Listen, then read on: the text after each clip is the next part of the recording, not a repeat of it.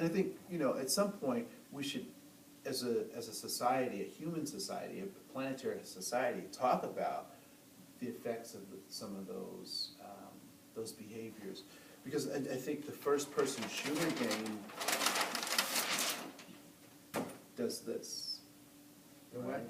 The first-person shooter games. Oh, yeah. And I was talking with some college students, and they were like, well, what's wrong with first-person shooter games? I said, nothing's wrong with them. I said, they're producing exactly what they're supposed to produce. And they were like, well, what do you mean by that? And I said, well, before pilots get behind the wheel or the stick of an airplane, what do they do? Where do they go? How do they practice? And they go into simulators. I said, describe what you think some of those simulators might look like. Well, it's usually a computer screen and maybe a joystick, and it looks, I said, do the controls somewhat look like what pilots have to really deal with? They said, yeah. I said, and do they do that once, or do they do that a lot before they get behind it? They said they probably do it a lot, I'd imagine. I would hope that they would do it a lot. And I said, so those things are simulators, right? And I said, so what is a first-person shooter game? What are you doing? You are simulating murder. And why are we surprised that people are going out murdering when they've been doing it for hours and hours and hours, and games and games and years and years? They don't necessarily see people as souls. They see them as things. And so, that's the problem with pornography. That's the problem with these violent, games and TV shows and all that kind of stuff. You don't get to see the soul. You see things. So, just wanted to share that. So I appreciate being able to share that with you. A couple other things I wanted to share with you that are in your handout is this notion of an attitude, and in terms of dealing with cultural competence, oftentimes we have to deal with this concept of attitude. And I like the picture of the mules as ways to kind of talk about attitudes.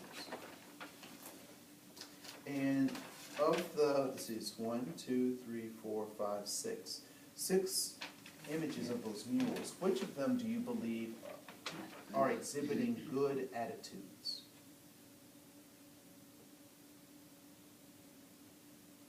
Well, obviously the last two.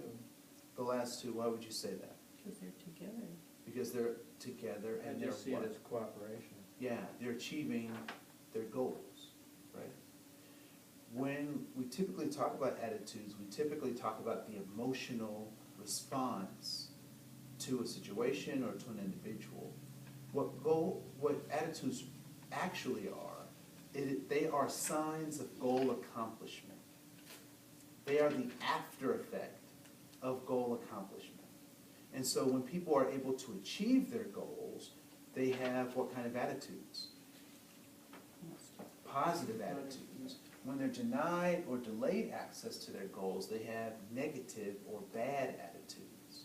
And so when we see attitudes, what that should be telling us is that the attitude is a clue to goal accomplishment. And so bad attitudes means that people are not reaching or achieving their goals. And good attitudes indicate that they may be on the way to achieving their goals. And so I use this example from my days in comedy about no buts and yes ands. And try this at home with a friend. Start out a conversation, or I typically have people plan a party. And before you add your thing to the party, you must say no but, and continue that for about a minute or so. And then change the conversation and switch before you add to your part of the party or planning the party, add yes and.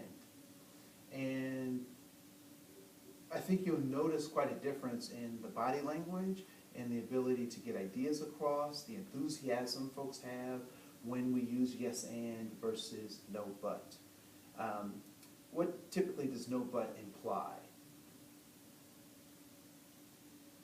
Just the rejection of whatever the other person's offering. Yeah, right, so your idea is not valuable, but mine is, right? But when we say yes and, what kind of atmosphere do you think that starts to create?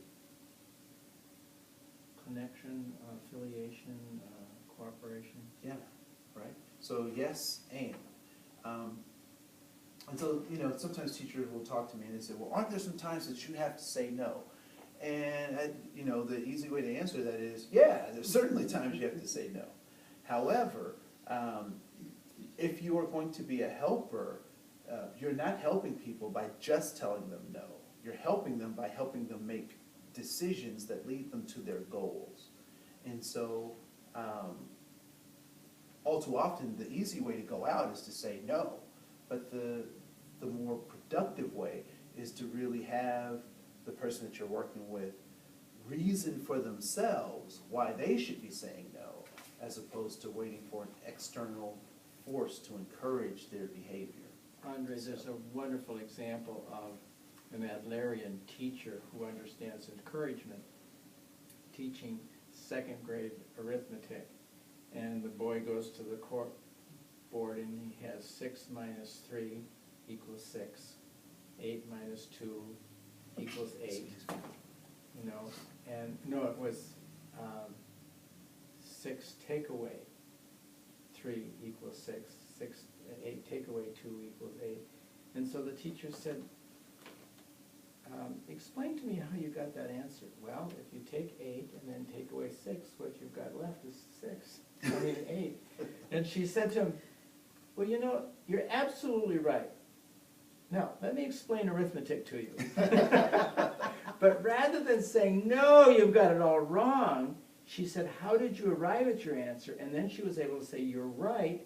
If you take it away, if you erase it, that's you've got the original number left. Now, let me explain subtraction to you. It's a wonderful story of the yes and. Yeah. And I, you know, it is also my belief that you can really motivate people a lot better with providing them concrete choices, real choices, Yes. right? I tell a story about my niece. You know, I went to feed her some peas and she just wasn't having any of these peas. And so I go over to her and I said, okay, look, you can have 10 peas, you can eat 10 peas, or you can eat 7 peas. I gave her a choice. What do you think she did? She ate the 7 peas, right? Where before it was eat these peas or nothing, you know, or you're gonna get in trouble, or I'm gonna do this fear and all this kind of stuff. And so by providing concrete choices, I was able to actually move her in the direction that I needed.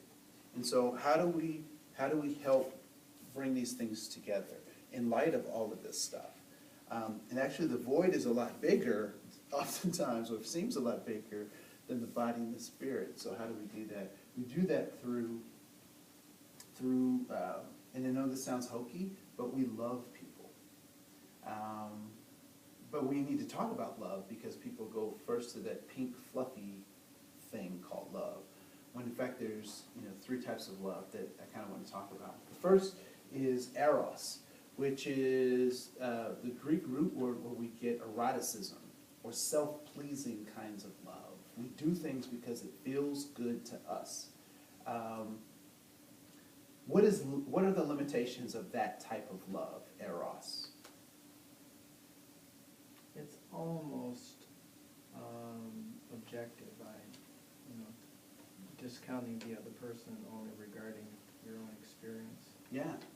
And in terms of your motivation, when does your motivation stop? Or when does your participation end? When you've gotten whatever it is you're interested in. When you've gotten whatever you're interested in and it doesn't feel good, or it doesn't feel good any longer, right? So I've either achieved my selfish goal, or you're asking me to do something that doesn't feel good, so I'm out. Parachute. The next is philos, which is the root word where we get the word Philadelphia or brotherly love. And philos deals a lot with contractual relationship admiration, right? What is the problem, or what are the limitations of kind of philos, or this contractual relationship affiliation? Well, it can easily tip over to, if you're not gonna play, I'm not gonna play. Right. So that bargaining, and we both gotta change, you start. That's right. Yep. And people will and can break the contract, right? One of the things I talk about in some of my other sessions around conflict is that I ask people, how many people have ever negotiated or compromised something? And is compromise a good method for conflict resolution? And typically people say, yes, it is a great method. I personally believe that it's probably the most horrendous method of conflict resolution, because deep down in the seed of that negotiated conflict, or that compromise, is the seed of resentment. And the seed of resentment starts to grow once I think or I feel that the other person hasn't given up as much as I have. And so the same thing kind of goes with philos. If I feel that you haven't kept up your end of the bargain, whether you have or have not, it's a feeling, then there may be a breach in the contract, right? Philos also says that I will only give back to people, I will only give to people who I believe will be able to give me a return on my investment. And so I will, I'll give you $10 because I know you'll give it back to me. But if I see someone else that I'm not so sure about, I'm not going to extend that love, quote unquote, to them as much as I would someone who I'm in relationship with, right? And so what we should be shooting for is agape, which says that people deserve dignity and honor, not because they've done a thing, but because they exist. And so agape shows up by giving dignity and honor and being human. And dignity is something that we can that we have, and something that we can export. I can give people dignity, and I can have dignity, and it's that right to exist. Dignity is that right to exist.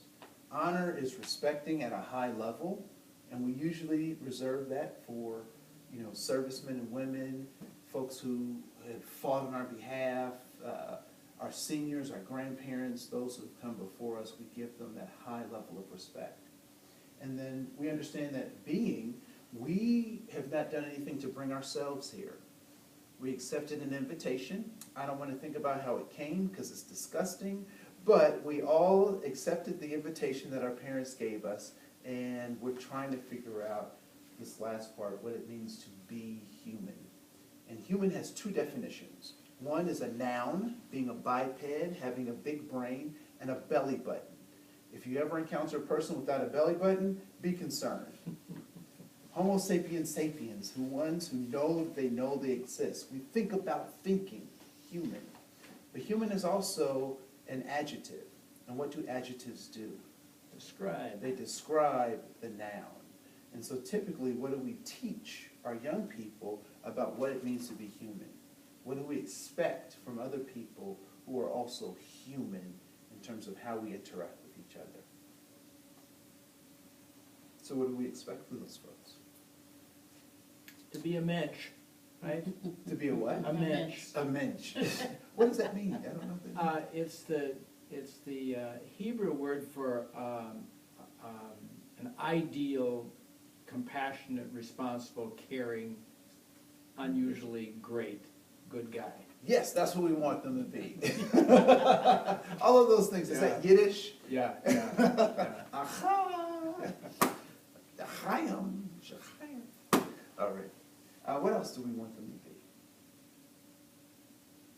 Or do we expect from other human beings?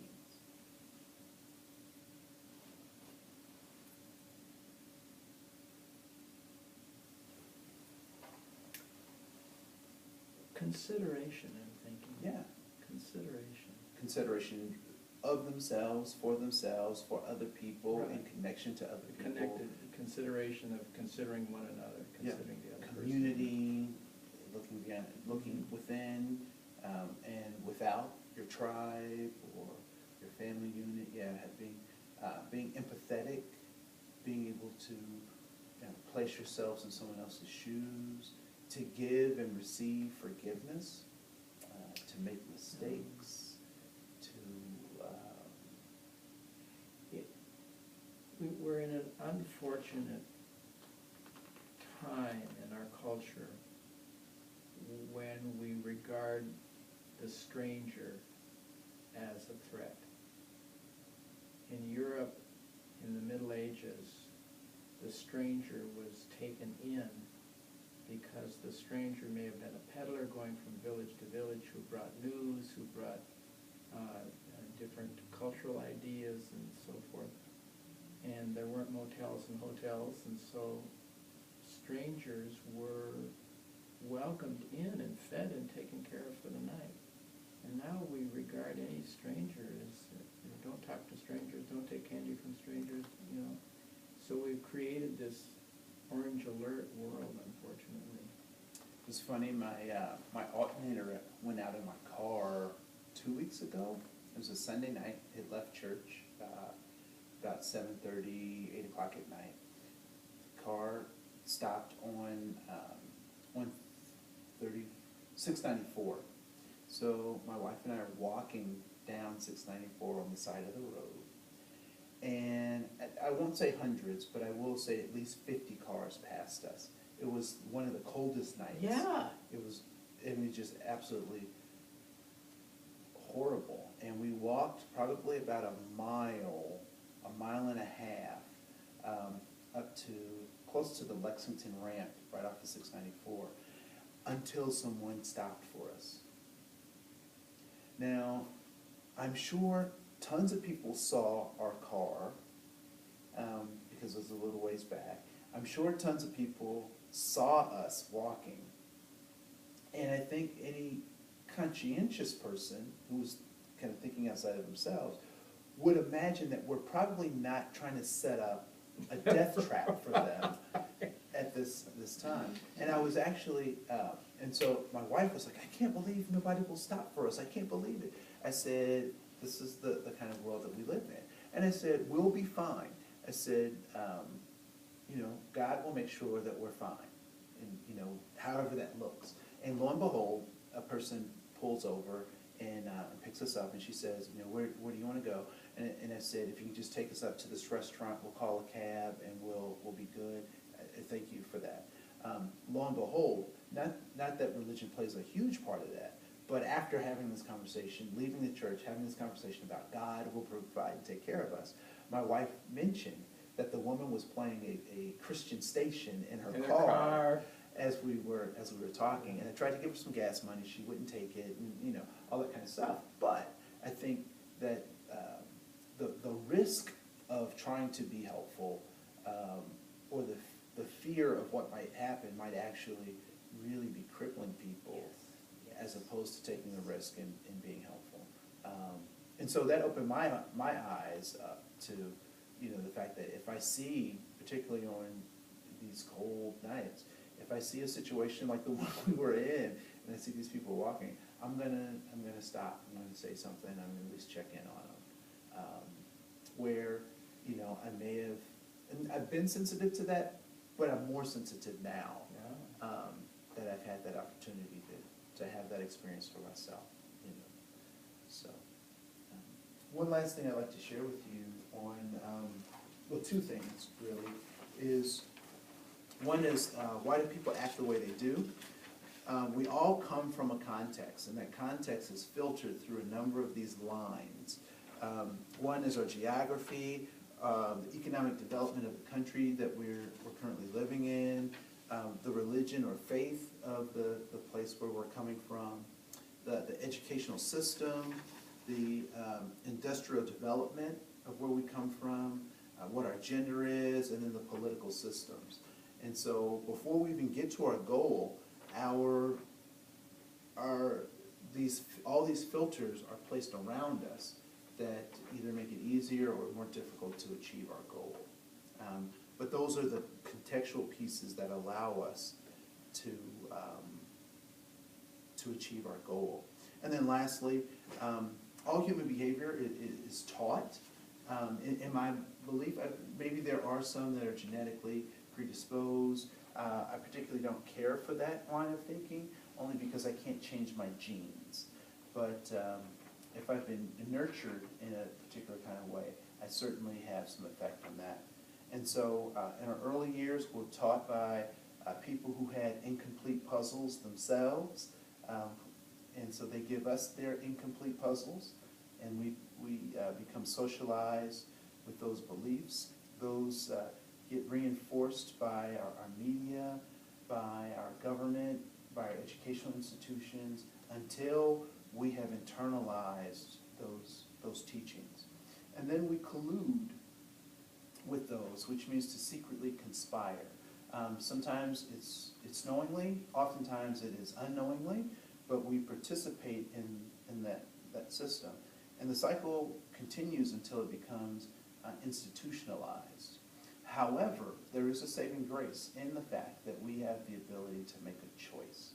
And at some point, we, in the cycle, we make a choice to kind of step out of the cycle and not necessarily let it continue to the best of our knowledge. Our choice allows us to really engage in being different, or lessening the oppression or some of the socialization for other people.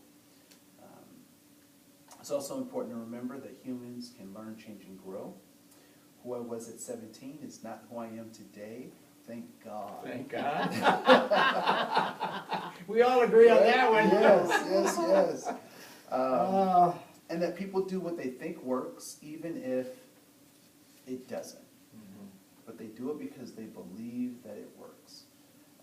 And that all human behavior is goal-directed, and typically those goals are significance, belonging, and safety. And that an attitude is a reaction to a goal. And so attitudes are not just attitudes, they are They don't signals. come out of the blue, do they? They don't come out of the blue. They are telling us something about an individual. So there are other things that I haven't necessarily commented on or mentioned in your handout. If I just want to check the time. I do believe we go till 9 o'clock, is that correct? Mm-hmm. So we have about 10 minutes. Are there things on here that interest you, or further conversations you'd like to have, or mentioning things that we haven't addressed as of yet?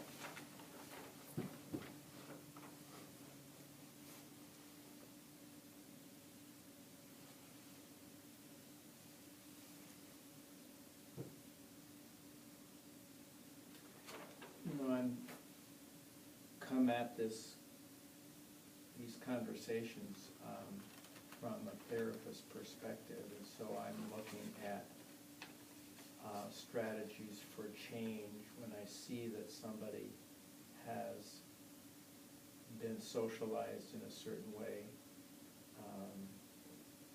that's not working for them, and then try to develop strategies to help them move through that, get to a different place.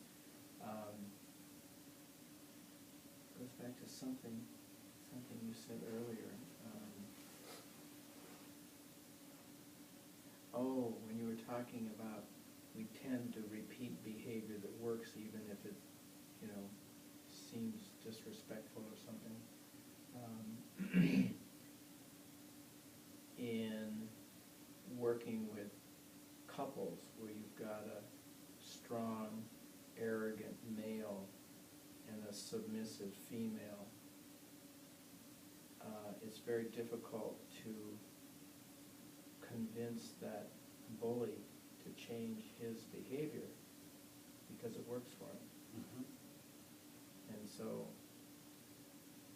Terry Real, who's written about this, says you've got to get leverage. You've got to communicate with that bully male to the point where you can find what he wants that you have, because you can't appeal to their goodwill. And that's, I think, difficult for some therapists, because we like to think that we can persuade people through conversation and kindness and so forth, and don't realize that those strategies don't work for certain personality types. And those arrogant, discounting males are not amenable to appealing to their goodwill. So it's when you talk about how you're getting your needs met, if they're getting their needs met in the current plan, they're not motivated to change. They may talk like it, but they're not motivated to change. So leverage is, well, if you don't change, you're going to end up divorced, and that's going to cost you a lot of money. If you don't change, you may lose your family, you may lose your partner. So those are the kind of areas where you have an opportunity to get some leverage. But I think it's really, for me, it's really important to recognize that if it's working, they don't have any motivation. Yeah, and that's true for most human behaviors, right? I mean, when I was talking about the bully, the bigot earlier. Yes. Right? If he thinks or she thinks that they're reaching their goal, then they're not gonna, we're not gonna make any headway. But here's a kink in the armor, though, right? So, particularly with me, and people who are, because I'm pretty transparent, who I am now is who I always am. I mean, I'm just me. And so, if you are bigoted and you are talking to me, and you know who I am, and you keep coming back to talk to me about bigotry or your your illness, if you will, you're telling me something. What you're telling me is that you need help. That something's not working. That something's not working. Now, whether you're willing to admit exactly what that is, openly or not, but the simple fact that you keep engaging me in conversation, that alone tells me that there's something in your life that's not working. Because people who really don't like me don't talk to me. People who really hate me don't come around and try to engage me in conversation about anything, nonetheless something as sophisticated as diversity conversations. And so one of the things that I notice about that is that that cry is the same cry that we typically have when we go to the doctor. We go to the doctor because we believe that the doctor has something that can help us. And so even in our interactions with folks, we can't ignore those people who have off-purpose behavior. We can't ignore the people who are, this seems so obtuse, I cannot believe that they're saying that. Because if they keep coming to the family gatherings where you are, and they know what you stand for, if they keep coming to, the appointments that you set up for them, or they keep coming to be in your sphere of influence, then there's something about you that they're trying to get. They're asking you to help them. Right? And one of the things I do know that's true from teaching high school is that you are either influencing them or they're influencing you. And you need to be real clear about which way that vector's pointed. That's right. So, yeah, I totally agree with that summation. So, yeah, I want to say I really value this level of conversation because a lot of times I have big groups or there's lots of folks that I'm presenting to as opposed to having conversations with. So I appreciate this, and I've actually got some new stuff to add into my quiver. So, and hopefully things that you can use and some practical tools that will help in our work, so. Yeah, just the whole metaphor of the iceberg, that they're part of culture that's visible and there's a part of culture that's not visible, below the level of awareness or below the level of witnessing.